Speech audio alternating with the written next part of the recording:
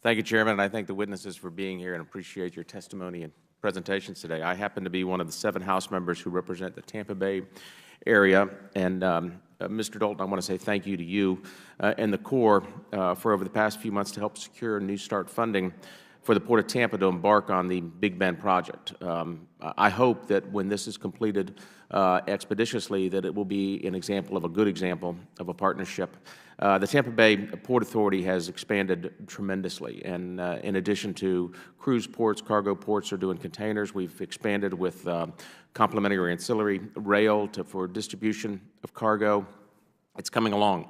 However, this has been going on for more than 15 years, and I guess my first question to you, Mr. Dalton, is what can we do to advance the President's goal of finding ways to get projects to construction faster? I know this is kind of piggybacking on Mr. Gianforte's question earlier.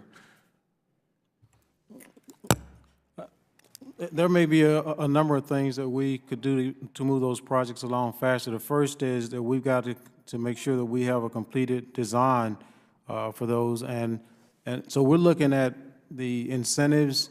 What the President of the administration has introduced, incentives and grants as perhaps ways that we could look to move projects along faster. We don't know what the fruits of that will be yet because it's something not yet tested with us, but we're looking at different means of financing projects because we think that's part of the key to move projects along faster than they've been. And Mr. Trowbridge, how would you feel about it? Do you have any suggestions in addition to that to move these construction projects faster? Well, one of the challenges that we face, Congressman, is when we advocate for us to execute on the work, the Corps says that's fine, but then we're responsible for the entire cost of the project. Yeah. We don't think that's fair.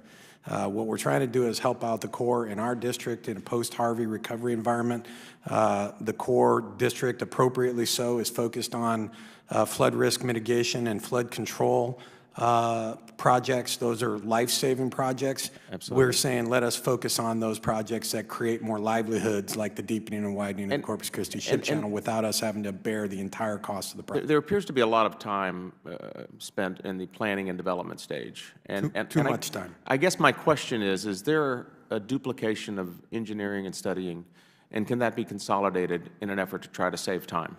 I believe it can be, sir. Absolutely. I think through a separation or a division, divide and conquer approach, let the Corps be a regulatory oversight and permitting agency. Let us do the design. Let us do the I mean, there are protocols. There are standards in the industry, and I think that what's important is that technology has advanced to such a degree that we ought to be able to do these preliminary development and engineering studies a lot quicker and be accepted from one agency to the next. Would anybody else like to comment on that? We've found that the Army Corps in the districts on the Upper Miss have been doing that with ecosystem restoration projects, thinking like the way that you're doing, can we move parts of the design forward while we're on this planning part, right, that we kind of figured out, and it's going really well when they're doing that. They don't always do that, but if they could apply that metric to other projects, I'm sure that would go well. I appreciate that. And back to you, Mr. Dalton. I also represent an area, or have in the past, of phosphate industry. The last vestige of this industry is just right south of my district. And quite frankly, we're in a competing global market with this, and phosphate feeds America. I mean, it feeds the world with fertilizer.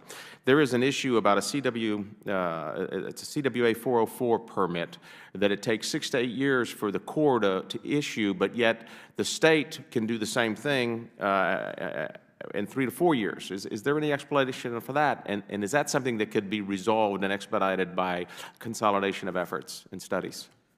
Congressman, I'm not familiar with that particular issue and that permit. I'll certainly go back and try to find out what was taking so long. One thing I would say here is that we'd like to implement things like, for instance, design build, and you can add studies into that, as Ms. Mickelson said, but the way we're currently authorized projects, they're authorized in different phases. When we were down in New Orleans with the post-Katrina work, we issued the largest design build contract that Civil Works had ever issued. That was because we had funding up front, which means that you could actually start that project while you're actually designing it, or maybe in some cases finishing the studies associated with it. Can't do that the way we're currently authorized for our projects. So it sounds like we can consolidate the design and engineering, but it all comes down to a function of funding. to get it started. In our case, is also the authorization. Right. Chairman, I yield back. Thank you. Thank you very much. I know